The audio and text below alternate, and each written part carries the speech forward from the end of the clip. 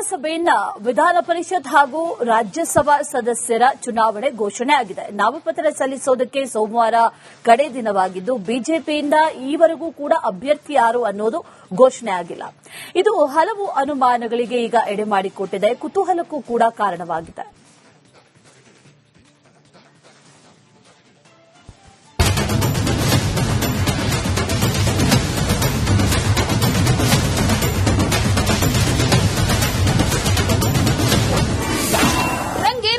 ಪರಿಷತ್ ಚುನಾವಣಾ ಅಖಾಡ. ನಾಮಪತ್ರ ಸಲ್ಲಿಸಿದ ಬಿಕೆ ಹರಿಪ್ರಸಾದ್. ವಿಧಾನಸಭೆಯಿಂದ ಮೇಲ್ಮನೆಗೆ ಚುನಾವಣೆಯ ದಿನಾಂಕ ನಿಗದಿಯಾಗಿದೆ. ಇದೇ ಜೂನ್ 18ರಂದು 7 ವಿಧಾನ ಪರಿಷತ್ ಸ್ಥಾನಗಳಿಗೆ ಚುನಾವಣೆ ನಡೆಯಲಿದೆ. ಜೂನ್ 8ರಂದು ನಾಮಪತ್ರ ಸಲ್ಲಿಸಲು ಕೊನೆಯ ದಿನವಾಗಿದ್ದು ಕಾಂಗ್ರೆಸ್ ಪರಿಷತ್ಗೆ 5 ಅಭ್ಯರ್ಥಿಗಳನ್ನು ಕಣಕ್ಕಿಳಿಸಿದೆ. ವಿಧಾನಸಭೆಯಿಂದ ವಿಧಾನ ಪರಿಷತ್ಗೆ 7 ಸ್ಥಾನಗಳಿಗೆ ಚುನಾವಣೆ ನಡೆಯುತ್ತಿದೆ. ಜೂನ್ 8ರಂದು ನಾಮಪತ್ರ ಸಲ್ಲಿಸಲು ಕೊನೆಯ ದಿನವಾಗಿದೆ. ಕಾಂಗ್ರೆಸ್ನಿಂದ ಈಗಾಗಲೇ 5 ಸ್ಥಾನಗಳಿಗೆ ಅಭ್ಯರ್ಥಿಗಳನ್ನು ಘೋಷಣೆಯಾಗಿದೆ. ಬಿಕೆ ಹರಿಪ್ರಸಾದ್, ತಿಪ್ಪಣ್ಣಪ್ಪ ಕಮಕನೂರ್ ಇಬ್ಬರನ್ನು ಮುಂದುವರೆಸಿದ್ದು, ಪಿವಿ ಮೋಹನ್ ಹಾಗೂ ಶಿವಣ್ಣ ಮಳವಳ್ಳಿ ಹಾಗೂ ವಿನಯ್ ಕಾರ್ತಿ ಸೇರಿ 3 ಹೊಸ ಮುಖಗಳಿಗೆ ಅವಕಾಶ ನೀಡಲಾಗಿದೆ. ಕೆಪಿಸಿಸಿ ಅಧ್ಯಕ್ಷ ಬಿಕೆ ಹರಿಪ್ರಸಾದ್ ಮತ್ತು ತಿಪ್ಪಣ್ಣಪ್ಪ ಕಮಕನೂರ್ ವಿಧಾನಸಭೆಯ ಕಾರ್ಯದರ್ಶಿಗೆ ನಾಮಪತ್ರವನ್ನು ಸಲ್ಲಿಸಿದ್ದಾರೆ. ಇವತ್ತು ನಮ್ಮ ಅಖಿಲ ಭಾರತ ಕಾಂಗ್ರೆಸ್ ಸಮಿತಿ ವತಿಯಿಂದ ರಾಜ್ಯಸಭೆಗೆ 3 ಜನ, ನಿನ್ನೆ ನಮ್ಮ ಅಖಿಲ ಭಾರತ ಕಾಂಗ್ರೆಸ್ ಸಮಿತಿಯ ಅಧ್ಯಕ್ಷರಾದ ಸನ್ಮಾನ್ಯ ಮಲ್ಲಿಕಾರ್ಜುನ್ ಖರ್ಗೆ ಸಾಹೇಬರು, ಇವತ್ತು ಪವನ್ ಖೇರಾ ರವರು ಮತ್ತು ಮನ್ಸೂರ್ ಅಲಿ ಖಾನ್ ರವರು ರಾಜ್ಯಸಭೆಗೆ ನಾಮಪತ್ರವನ್ನು ಸಲ್ಲಿಸಿದ್ದಾರೆ. ಮತ್ತು ವಿಧಾನ ಪರಿಷತ್ಗೆ ನಾನು ಪರಿಷತ್ಗೆ ಅಭ್ಯರ್ಥಿ ಘೋಷಣೆ ಮಾಡದ ಬಿಜೆಪಿ. ನಾಮಪತ್ರ ಸಲ್ಲಿಸಲು ಸೋಮವಾರವೇ ಕೊನೆ ದಿನ. ವಿಧಾನ ಪರಿಷತ್ 7 ಸದಸ್ಯರು ಸ್ಥಾನಗಳ ಪೈಕಿ ಬಿಜೆಪಿ 2, ಕಾಂಗ್ರೆಸ್ 4 ಸ್ಥಾನಗಳನ್ನು ಗೆಲ್ಲಬಹುದು. ಆದರೂ ಕೂಡ ಕಾಂಗ್ರೆಸ್ 5 ಅಭ್ಯರ್ಥಿಗಳನ್ನು ಘೋಷಿಸಿದೆ. ವಿಪರ್ಯಾಸವೆಂದರೆ ವಿಧಾನ ಪರಿಷತ್ಗೆ ಬಿಜೆಪಿ 2 ಅಭ್ಯರ್ಥಿಗಳ ಹೆಸರನ್ನು ಘೋಷಿಸಿಲ್ಲ. ಪರಿಷತ್ ಚುನಾವಣೆಗೆ ಅಭ್ಯರ್ಥಿಗಳ ಆಯ್ಕೆ ಸಂಬಂಧ ಈಗಾಗಲೇ ರಾಜ್ಯ ಬಿಜೆಪಿ ಕೋರ್ ಕಮಿಟಿ ಸಭೆ ಹಾಗೂ ಕೇಂದ್ರ ಚುನಾವಣಾ ಸಮಿತಿಯ ಸಭೆಗಳು ಕೂಡ ಪೂರ್ಣಗೊಂಡಿದೆ. ಆದರೆ ಕರ್ನಾಟಕದ ವಿಚಾರದಲ್ಲಿ ಬಿಜೆಪಿ ಹೈಕಮಾಂಡ್ ಎಚ್ಚರಿಕೆಯ ಹೆಜ್ಜೆ ಇಡ್ತಾ ಇದೆಯಾ ಅನ್ನೋ ಅನುಮಾನ ದಟ್ಟವಾಗಿದೆ. ವಿಧಾನ ಪರಿಷತ್ ಡಜನ್ ಹೆಸರು ಬಿಕ್ಕಟ್ಟು. ಇನ್ನು ವಿಧಾನ ಪರಿಷತ್ 2 ಸ್ಥಾನಗಳಿದ್ದು 12 ಜನರ ಹೆಸರು ಶಿಫಾರಸ್ಸಾಗಿದೆ. ಶಿಸ್ತು ಸಮಿತಿಯ ಅಧ್ಯಕ್ಷ ಲಿಂಗರಾಜ ಪಾಟೀಲ್ ನನಗೆ ಅವಕಾಶ ನೀಡದಿದ್ದರೆ ಪಕ್ಷ ಬಿಡುವುದಾಗಿ ಹೇಳಿದ್ದಾರೆ. ಇನ್ನುಳಿದಂತೆ ಮಾಜಿ ಸಚಿವ ಎನ್ ಮಹೇಶ್, ಮಹಿಳಾ ಮೋರ್ಚಾ ಅಧ್ಯಕ್ಷೆ ಸಿ ಮಂಜುಳಾ, ಒಬಿಸಿ ಮೋರ್ಚಾ ರಘು ಕೌಟಿಲ್ಯ, ವಿಜಯೇಂದ್ರ ಆಪ್ತ ಶರಣು ತಳ್ಳಿಕೇರಿ, ಹಾಗೆ ಹೈಕೋರ್ಟ್ ವಕೀಲ ವೆಂಕಟೇಶ್ ದೊಡ್ಡೇರಿ, ವಿಕಾಸ್ ಪುತ್ತೂರು ಹೀಗೆ ಅನೇಕರ ಹೆಸರು ಕೇಳಿ ಬಂದಿದೆ. 12ರಲ್ಲಿ ಯಾರಿಗೆ ಟಿಕೆಟ್ ನೀಡೋದು ಅನ್ನೋದೇ ಬಿಜೆಪಿಗೆ ತಲೆನೋವಾಗಿದೆ. Chandrashekhar, political bureau, Republic Kannada. ವಿಧಾನಸಭೆಯಿಂದ ವಿಧಾನ ಪರಿಷತ್ ಹಾಗೂ ರಾಜ್ಯಸಭಾ ಸದಸ್ಯರ ಚುನಾವಣೆ ಘೋಷಣೆ ಆಗಿದೆ. ನಾಮಪತ್ರ ಸಲ್ಲಿಸೋದಕ್ಕೆ ಸೋಮವಾರ ಕಡೆ ದಿನವಾಗಿದ್ದು ಬಿಜೆಪಿಯಿಂದ ಈವರೆಗೂ ಕೂಡ ಅಭ್ಯರ್ಥಿ ಯಾರು ಅನ್ನೋದು ಘೋಷಣೆ ಆಗಿಲ್ಲ. ಇದು ಹಲವು ಅನುಮಾನಗಳಿಗೆ ಈಗ ಎಡೆಮಾಡಿಕೊಟ್ಟಿದೆ, ಕುತೂಹಲಕ್ಕೂ ಕೂಡ ಕಾರಣವಾಗಿದೆ.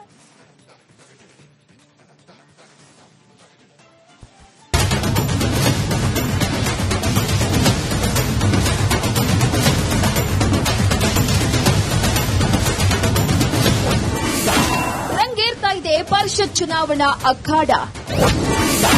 ನಾಮಪತ್ರ ಸಲ್ಲಿಸಿದ ಬಿಕೆ ಹರಿಪ್ರಸಾದ್. ವಿಧಾನಸಭೆಯಿಂದ ಮೇಲ್ಮನೆಗೆ ಚುನಾವಣೆಯ ದಿನಾಂಕ ನಿಗದಿಯಾಗಿದೆ. ಇದೇ ಜೂನ್ 18ರಂದು 7 ವಿಧಾನ ಪರಿಷತ್ ಸ್ಥಾನಗಳಿಗೆ ಚುನಾವಣೆ ನಡೆಯಲಿದೆ. ಜೂನ್ 8ರಂದು ನಾಮಪತ್ರ ಸಲ್ಲಿಸಲು ಕೊನೆಯ ದಿನವಾಗಿದ್ದು ಕಾಂಗ್ರೆಸ್ ಪರಿಷತ್ಗೆ 5 ಅಭ್ಯರ್ಥಿಗಳನ್ನು ಕಣಕ್ಕಿಳಿಸಿದೆ. ವಿಧಾನಸಭೆಯಿಂದ ವಿಧಾನ ಪರಿಷತ್ಗೆ 7 ಸ್ಥಾನಗಳಿಗೆ ಚುನಾವಣೆ ನಡೆಯುತ್ತಿದೆ. ಜೂನ್ 8ರಂದು ನಾಮಪತ್ರ ಸಲ್ಲಿಸಲು ಕೊನೆಯ ದಿನವಾಗಿದೆ.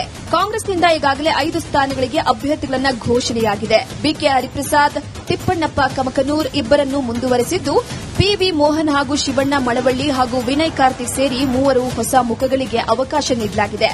ಕೆಪಿಸಿಸಿ ಅಧ್ಯಕ್ಷ ಬಿಕೆ ಹರಿಪ್ರಸಾದ್ ಮತ್ತು ತಿಪ್ಪಣ್ಣಪ್ಪ ಕಮಕನೂರ್ ವಿಧಾನಸಭೆಯ ಕಾರ್ಯದರ್ಶಿಗೆ ನಾಮಪತ್ರವನ್ನು ಸಲ್ಲಿಸಿದ್ದಾರೆ.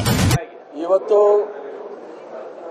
ನಮ್ಮ ಅಖಿಲ ಭಾರತ ಕಾಂಗ್ರೆಸ್ ಸಮಿತಿ ವತಿಯಿಂದ ರಾಜ್ಯಸಭೆಗೆ 3 ಜನ, ನಿನ್ನೆ ನಮ್ಮ ಅಖಿಲ ಭಾರತ ಕಾಂಗ್ರೆಸ್ ಸಮಿತಿಯ ಅಧ್ಯಕ್ಷರಾದ ಸನ್ಮಾನ್ಯ ಮಲ್ಲಿಕಾರ್ಜುನ್ ಖರ್ಗೆ ಸಾಹೇಬರು, ಇವತ್ತು ಪವನ್ ಖೇರಾ ರವರು ಮತ್ತು ಮನ್ಸೂರ್ ಅಲಿ ಖಾನ್ ರವರು ರಾಜ್ಯಸಭೆಗೆ ನಾಮಪತ್ರವನ್ನು ಸಲ್ಲಿಸಿದ್ದಾರೆ. ಮತ್ತು ವಿಧಾನ ಪರಿಷತ್ಗೆ ನಾನು ಪರಿಷತ್ಗೆ ಅಭ್ಯರ್ಥಿ ಘೋಷಣೆ ಮಾಡದ ಬಿಜೆಪಿ.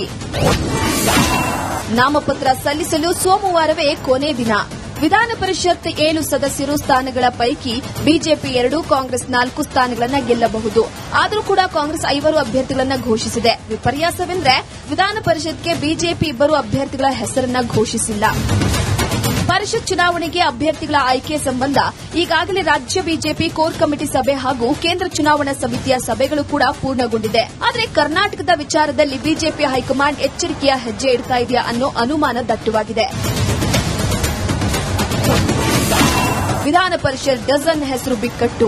ಇನ್ನು ವಿಧಾನ ಪರಿಷತ್ 2 ಸ್ಥಾನಗಳಿದ್ದು 12 ಜನರ ಹೆಸರು ಶಿಫಾರಸ್ಸಾಗಿದೆ. ಶಿಸ್ತು ಸಮಿತಿಯ ಅಧ್ಯಕ್ಷ ಲಿಂಗರಾಜ ಪಾಟೀಲ್ ನನಗೆ ಅವಕಾಶ ನೀಡುತ್ತಿದ್ದರೆ ಪಕ್ಷ ಬಿಡುವುದಾಗಿ ಹೇಳಿದ್ದಾರೆ. ಇನ್ನುಳಿದಂತೆ ಮಾಜಿ ಸಚಿವ ಎನ್ ಮಹೇಶ್, ಮಹಿಳಾ ಮೋರ್ಚಾ ಅಧ್ಯಕ್ಷೆ ಸಿ ಮಂಜುಳಾ, ಒಬಿಸಿ ಮೋರ್ಚಾ ರಘು ಕೌಟಿಲ್ಯ, ವಿಜಯೇಂದ್ರ ಆಪ್ತ ಶರಣು ತಳ್ಳಿಕೇರಿ, ಹಾಗೆ ಹೈಕೋರ್ಟ್ ವಕೀಲ ವೆಂಕಟೇಶ್ ದೊಡ್ಡೇರಿ, ವಿಕಾಸ್ ಪುತ್ತೂರು ಹೀಗೆ ಅನೇಕರ ಹೆಸರು ಕೇಳಿ ಬಂದಿದೆ. 12ರಲ್ಲಿ ಯಾರಿಗೆ ಟಿಕೆಟ್ ನೀಡೋದು ಅನ್ನೋದೇ ಬಿಜೆಪಿಗೆ ತಲೆನೋವಾಗಿದೆ. Chandrashekhar, political bureau, Republic Kannada. ವಿಧಾನಸಭೆಯಿಂದ ವಿಧಾನ ಪರಿಷತ್ ಹಾಗೂ ರಾಜ್ಯಸಭಾ ಸದಸ್ಯರ ಚುನಾವಣೆ ಘೋಷಣೆ ಆಗಿದೆ. ನಾಮಪತ್ರ ಸಲ್ಲಿಸೋದಕ್ಕೆ ಸೋಮವಾರ ಕಡೆ ದಿನವಾಗಿದ್ದು ಬಿಜೆಪಿಯಿಂದ ಈವರೆಗೂ ಕೂಡ ಅಭ್ಯರ್ಥಿ ಯಾರು ಅನ್ನೋದು ಘೋಷಣೆ ಆಗಿಲ್ಲ. ಇದು ಹಲವು ಅನುಮಾನಗಳಿಗೆ ಈಗ ಎಡೆ ಮಾಡಿಕೊಟ್ಟಿದೆ, ಕುತೂಹಲಕ್ಕೂ ಕೂಡ ಕಾರಣವಾಗಿದೆ.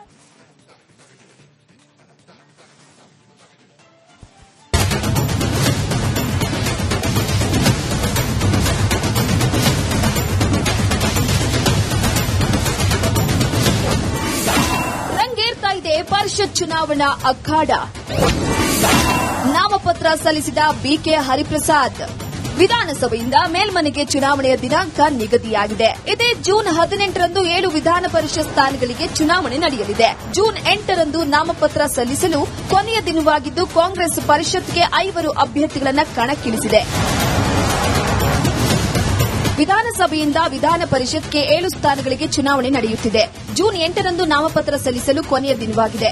ಕಾಂಗ್ರೆಸ್ನಿಂದ ಈಗಾಗಲೇ 5 ಸ್ಥಾನಗಳಿಗೆ ಅಭ್ಯರ್ಥಿಗಳನ್ನು ಘೋಷಣೆಯಾಗಿದೆ. ಬಿಕೆ ಹರಿಪ್ರಸಾದ್, ತಿಪ್ಪಣ್ಣಪ್ಪ ಕಮಕನೂರ್ ಇಬ್ಬರನ್ನು ಮುಂದುವರೆಸಿದ್ದು, ಪಿವಿ ಮೋಹನ್ ಹಾಗೂ ಶಿವಣ್ಣ ಮಳವಳ್ಳಿ ಹಾಗೂ ವಿನಯ್ ಕಾರ್ತಿ ಸೇರಿ 3 ಹೊಸ ಮುಖಗಳಿಗೆ ಅವಕಾಶ ನೀಡಲಾಗಿದೆ.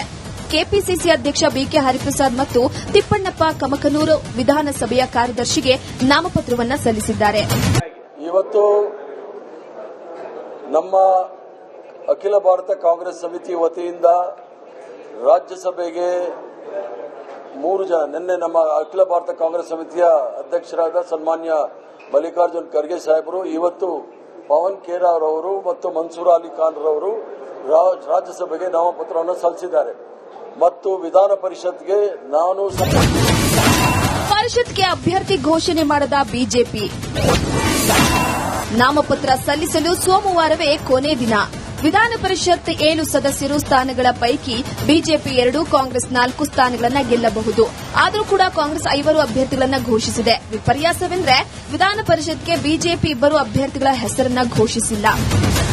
ಪರಿಷತ್ ಚುನಾವಣೆಗೆ ಅಭ್ಯರ್ಥಿಗಳ ಆಯ್ಕೆ ಸಂಬಂಧ ಈಗಾಗಲೇ ರಾಜ್ಯ ಬಿಜೆಪಿ ಕೋರ್ ಕಮಿಟಿ ಸಭೆ ಹಾಗೂ ಕೇಂದ್ರ ಚುನಾವಣಾ ಸಮಿತಿಯ ಸಭೆಗಳು ಕೂಡ ಪೂರ್ಣಗೊಂಡಿದೆ. ಆದರೆ ಕರ್ನಾಟಕದ ವಿಚಾರದಲ್ಲಿ ಬಿಜೆಪಿ ಹೈಕಮಾಂಡ್ ಎಚ್ಚರಿಕೆಯ ಹೆಜ್ಜೆ ಇಡ್ತಾ ಇದೆಯಾ ಅನ್ನೋ ಅನುಮಾನ ದಟ್ಟವಾಗಿದೆ.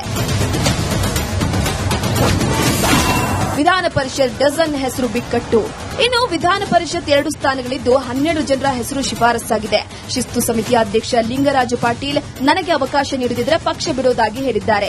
ಇನ್ನುಳಿದಂತೆ ಮಾಜಿ ಸಚಿವ ಎನ್ ಮಹೇಶ್, ಮಹಿಳಾ ಮೋರ್ಚಾ ಅಧ್ಯಕ್ಷೆ ಸಿ ಮಂಜುಳಾ, ಒಬಿಸಿ ಮೋರ್ಚಾ ರಘು ಕೌಟಿಲ್ಯ, ವಿಜಯೇಂದ್ರ ಆಪ್ತ ಶರಣು ತಳ್ಳಿಕೇರಿ, ಹಾಗೆ ಹೈಕೋರ್ಟ್ ವಕೀಲ ವೆಂಕಟೇಶ್ ದೊಡ್ಡೇರಿ, ವಿಕಾಸ್ ಪುತ್ತೂರು ಹೀಗೆ ಅನೇಕರ ಹೆಸರು ಕೇಳಿ ಬಂದಿದೆ.